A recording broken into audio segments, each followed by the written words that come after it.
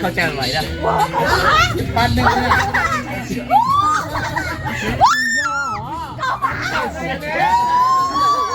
สียไปหมดจับเลย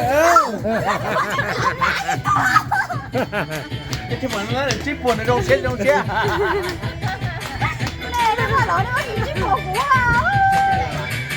เห็นบ่เห็นบ่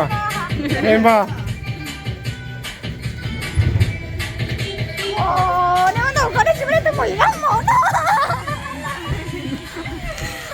จุข่าวนั่นเลย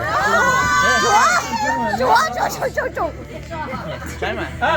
好了等他下了等他慢点等他这个อ้าวจุแก้มเลย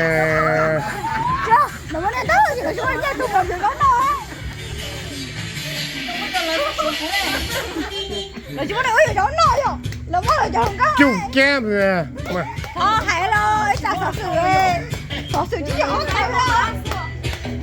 เขาบอกเข้าใจน้องบอกน้องสาวนี่บอกเข้าใจ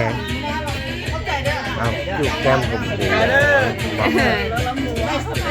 เป็นถือว่าเป็นความฮักความแพงกันคือ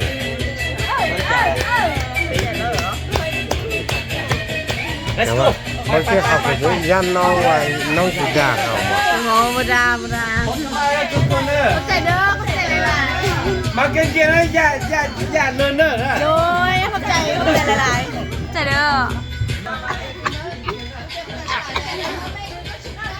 อย่าลืมไอ้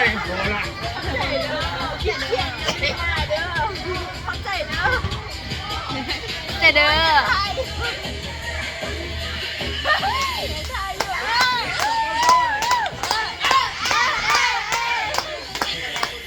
คือได้ทิปหลายคนแล้วไป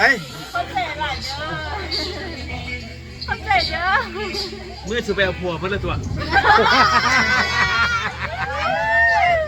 ไอ้เข้าใจเด้อไอ้เด้อเข้าใจเด้อ